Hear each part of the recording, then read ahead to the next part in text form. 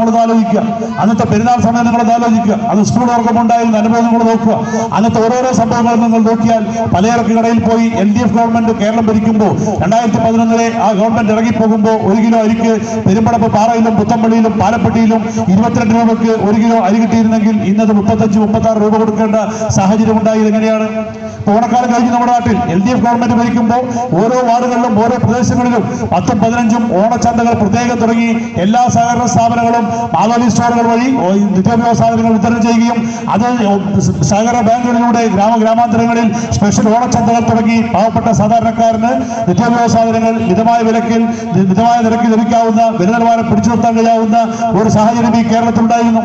ആ 2011 കണക്കനുസരിച്ച് 1200 ഓണച്ചന്തകൾ മലപ്പുറം ജില്ലയിൽ അന്ന് LDF ഗവൺമെന്റ് കാലത്ത് നടത്തിയെങ്കിൽ ഈ ഗവൺമെന്റ് 2015 ഈ ഓണക്കാലത്ത് 126 ഓണച്ചന്തകളാണ് ഈ മലപ്പുറം ജില്ലയിൽ ആകെ നടത്തിയത്. 10% പോലും ആ രീതിയിൽ പൊതുമാർക്കറ്റിൽ ഇടപെടാൻ ഈ ഗവൺമെന്റിന് സാധിക്കുന്നില്ല. വിലക്കയറ്റം പിടിച്ചു നിർത്താൻ കഴിയാവുന്ന ഒരുപാട് അനുകൂല ഘടകങ്ങൾ നമ്മുടെ നാട്ടിലുണ്ട്. വിലക്കയറ്റം ഉണ്ടാകുന്നതിന്റെ ഏറ്റവും പ്രധാനപ്പെട്ട കാരണം പെട്രോൾ ഉൽപ്പന്നങ്ങൾക്ക്, ഡീസൽ ഉൾപ്പെടെയുള്ള സാധനങ്ങൾക്ക് വില വർദ്ധിക്കുമ്പോഴാണ് സാധാരണ നമ്മുടെ രാജ്യത്ത് വിലക്കയറ്റം ഉണ്ടാകുന്നത്. എന്നാൽ ഈ ഗവൺമെന്റ് അധികാരത്തിൽ വന്നതിന് ശേഷം വിലക്കയറ്റം ഉണ്ടാവുകയല്ല. പെട്രോളിയം ഉൽപ്പന്നങ്ങളുടെ വില ഓരോ ദിവസവും കുറഞ്ഞുകൊണ്ടിരിക്കുന്ന കാഴ്ച നമുക്ക് കാണാൻ കഴിയും. കഴിഞ്ഞ ഓണക്കാലത്ത് നിന്നും ഈ ഓണക്കാലത്തിലേക്ക് എത്തുമ്പോൾ 2014 നിന്നും 2015 ഓഗസ്റ്റ് മാസം 2014 ഓഗസ്റ്റ് മാസവും താരതമ്യം ചെയ്താൽ 1 ലിറ്റർ ഡീസലിന് 6 രൂപ 50 പൈസ കൃത്യമായി കുറഞ്ഞിട്ടുണ്ട് നമ്മുടെ രാജ്യത്ത്. അങ്ങനെ സ്വാഭാവികമായും വില കുറവുണ്ടാകുമ്പോൾ വില കുറവാണ് രാജ്യത്ത് സാധനങ്ങൾക്ക് ഉണ്ടാകേണ്ടത്. നമ്മുടെ സംസ്ഥാനത്തേക്ക് മറ്റു സംസ്ഥാനങ്ങളിൽ നിന്ന്, ഗുജറാത്തിൽ നിന്ന് മുളക് വരണം, ആന്ധ്രയിൽ നിന്ന് അരി വരണം, പഞ്ചാബിൽ നിന്ന് ഗോതമ്പ് വരണം. അങ്ങനെ നിത്യോപയോഗ സാധനങ്ങൾ മുഴുവൻ തന്നെ മറ്റു സംസ്ഥാനങ്ങളിൽ നിന്ന് കൊണ്ടുവരുന്നു. മഹാരാഷ്ട്ര പോലെയുള്ള സംസ്ഥാനങ്ങളിൽ നിന്നാണ് പഞ്ചസാര കേരളത്തിലേക്ക് ഇറക്കുമതി ചെയ്യുന്നത്. ആ രീതിയിലുള്ള ഈ വാഹനങ്ങളുടെ ചാർജ് വാടക കൂടുമ്പോൾ, ഡീസലിന്റെ വില കൂടുമ്പോൾ സ്വാഭാവികമായി വിലക്കയറ്റം ഉണ്ടാകും. എന്നാൽ ഡീസലിന്റെ വില കുറയുമ്പോൾ വാഹനങ്ങളുടെ വാടക കുറയുകയും അതിനനുസരിച്ച് പൊതുമാർക്കറ്റിൽ വില കുറയുകയും ചെയ്യുക എന്നുള്ളതാണ് സർവ്വസാധാരണമായി നടക്കേണ്ടത്. എന്നാൽ അങ്ങനെ ഒരു സാഹചര്യം ഉണ്ടാകുന്നില്ല. വില കൂടിയതിന്റെ പേരിൽ കേരളത്തിൽ 4-5 തവണ ബസ് ചാർജ് കൂട്ടിയില്ലേ ഗവൺമെന്റ്? നമ്മുടെ തൊട്ടടുത്തുള്ള തമിഴ്നാട്ടിലും കർണാടകയിലും ബസ് ചാർജ് ഡീസലിന്റെ വില കൂടിയപ്പോൾ ചാർജ് കൂട്ടിയ ആ സംസ്ഥാനങ്ങളിലെ ഗവൺമെന്റ് ഈ ഡീസലിന്റെ ചാർജ് കുറഞ്ഞപ്പോൾ അവിടെയൊക്കെ ബസ് ചാർജ് കുറക്കുന്ന 2-3 തവണ കുറക്കുന്നത് നമ്മളെല്ലാവരും പത്രത്തിൽ വായിച്ചല്ലേ? എന്തുകൊണ്ട് ഉമ്മൻചാണ്ടിയുടെ ഗവൺമെന്റ് അങ്ങനെയൊന്നും ചിന്തിക്കുന്നു പോലുമില്ല? ഈ ചാർജ് വർദ്ധിപ്പിച്ച ബസ് ചാർജ് വർദ്ധിപ്പിച്ചു, കുടിവെള്ളത്തിന്റെ ചാർജ് വർദ്ധിപ്പിച്ചു, വൈദ്യുതിയുടെ ചാർജ് വർദ്ധിപ്പിച്ചു, തൊട്ടതിനെല്ലാം വിലക്കയറ്റം ഈ കേരളത്തിലുണ്ടാക്കി. നമ്മുടെ നാട്ടിൻപുറത്ത് പാവപ്പെട്ട സാധാരണക്കാരുടെ കുട്ടികളെ കല്യാണം കഴിപ്പിച്ചിറക്കണമെങ്കിൽ ഒരു ഓഡിറ്റോറിയം വാടക എടുക്കാൻ തീരുമാനിച്ചാൽ അതിനും വേണം പഞ്ചായത്തിൽ 3000, മുനിസിപ്പാലിറ്റിയിൽ 5000. ഈ ഉമ്മൻചാണ്ടിയുടെ ഗവൺമെന്റ് നികുതി കൊടുക്കണം. ഓഡിറ്റോറിയങ്ങൾക്ക് ടാക്സ് നിർബന്ധമായി ടാക്സ് ഏർപ്പെടുത്തിക്കൊണ്ട് ഓഡിറ്റോറിയങ്ങളിൽ കല്യാണം കഴിക്കുന്ന ആളുകളൊക്കെ ആഡംബര കല്യാണം നടത്തുന്ന ആളുകളാണ്. അതുകൊണ്ട് അവരിൽ നിന്ന് അധിക നികുതി ഈടാക്കണമെന്ന് ഈ ഗവൺമെന്റ് തീരുമാനിച്ചതാണ്. ആ രീതിയിൽ ഓരോരോ കണക്ക് നിലത്ത് പരിശോധിച്ച് നോക്കിയാൽ പാഠപുസ്തക വിതരണം ഇപ്പോഴും പാഠപുസ്തക വിതരണം പൂർത്തിയാക്കിയിട്ടുണ്ടോ? അപ്പോഴും അതോടൊപ്പം ഉമ്മൻചാണ്ടിയും പറയുന്നത് UDF ഗവൺമെന്റ് വന്നതിന് ശേഷം പരീക്ഷ എഴുതാത്ത കുട്ടികൾ പോലും ജയിക്കുന്നു. പിന്നെ എന്തിനാ പാഠപുസ്തകം എന്നാണ് ഇവർ ചോദിക്കുന്നത്.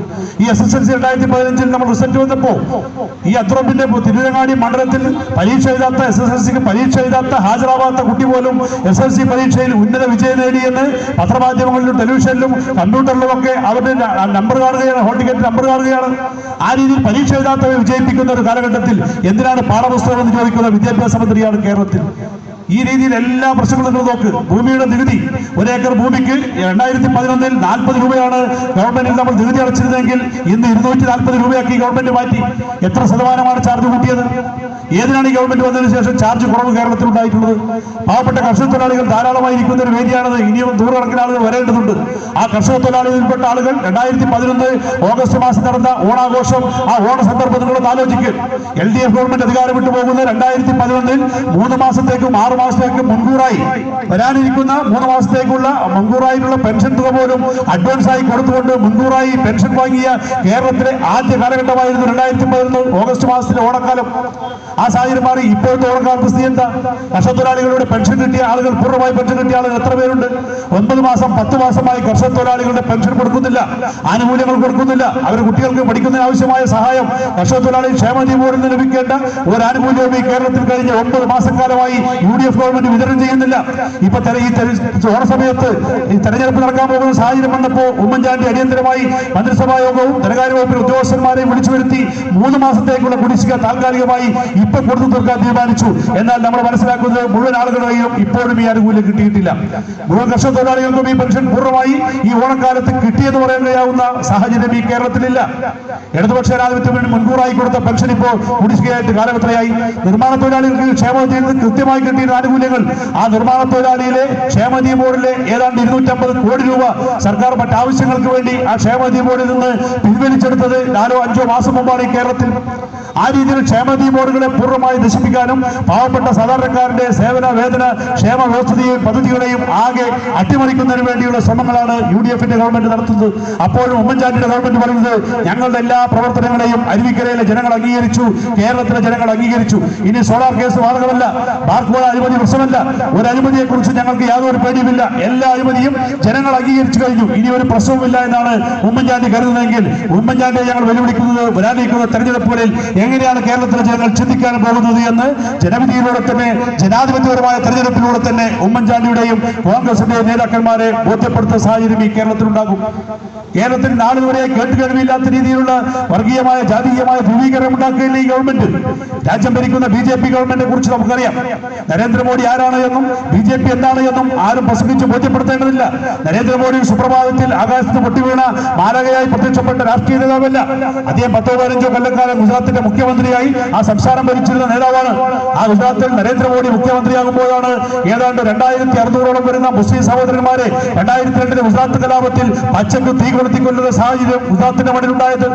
ആ വർഗീയ കലാപങ്ങൾ നടക്കുമ്പോൾ ഇന്ത്യ രാജ്യത്തിന്റെ പ്രധാനമന്ത്രി അടൽ ബിഹാരി വാജ്പേയി, ഇന്ത്യയുടെ പ്രധാനമന്ത്രി BJP-യുടെ നേതാവ് വാജ്പേയി ഇന്ത്യയുടെ പ്രധാനമന്ത്രിയും നരേന്ദ്രമോദി ഗുജറാത്തിന്റെ മുഖ്യമന്ത്രിയാകുമ്പോഴുമാണ് ഇന്ത്യ രാജ്യത്ത് കേട്ടുകേൾവിയില്ലാത്ത രീതിയിലുള്ള വംശഹത്യയും കൂട്ടക്കൊലപാതകങ്ങളും പലായനങ്ങളും അഭയാർത്ഥി ക്യാമ്പുകളും ഈ രാജ്യത്ത് അതിശക്തമായ രീതിയിൽ ഉയർന്നു വരുന്ന സാഹചര്യം ഉണ്ടായത്. അന്ന് ആ സംഭവങ്ങളൊക്കെ ഉണ്ടായപ്പോൾ, ഗുജറാത്ത് കലാപം പോലെയുള്ള സംഭവങ്ങൾ ഉണ്ടായപ്പോൾ അതിനെ പ്രതിരോധിക്കാൻ ആരാണ് ഈ നാട്ടിൽ ഇടപെട്ടത്, ആരാണ് പ്രവർത്തിച്ചത്? കോൺഗ്രസിന്റെ പാർലമെന്റ് മെമ്പർ അഹമ്മദാബാദിൽ ഈ നരേന്ദ്രമോദി താമസിക്കുന്ന മുഖ്യമന്ത്രിയുടെ ഔദ്യോഗിക വസതിയിൽ നിന്ന് 1.5 കിലോമീറ്റർ മാറി താമസിക്കുന്ന ഇക്സാൻ ജിഫ്രി എന്ന് പറയുന്ന കോൺഗ്രസിന്റെ പാർലമെന്റ് മെമ്പർ അവിടെ വൈകുന്നേരം 7 മണിക്ക് RSSന്റെ കലാപകാരികൾ ഏതാണ്ട് 50ഓളം വരുന്ന ആയുധധാരികളായ കലാപകാരികൾ വീട്ടിൽ കയറി വെട്ടിക്കൊല്ലുന്ന സാഹചര്യം ഉണ്ടായി. ആ വീട് ആക്രമിക്കുന്ന സമയത്ത്, RSSകാർ വീട് വളഞ്ഞ സമയത്ത് ഇന്ത്യൻ പാർലമെന്റിലേക്ക് ജനങ്ങൾ തിരഞ്ഞെടുത്ത ലോക്സഭാ മെമ്പർ ആ ഗുജറാത്തിലെ മുഖ്യമന്ത്രിയെ ഫോൺ ചെയ്യുന്ന സാഹചര്യം ഉണ്ടായപ്പോൾ ആ ഫോൺ അറ്റൻഡ് ചെയ്യാനുള്ള ഫോൺ എടുത്ത്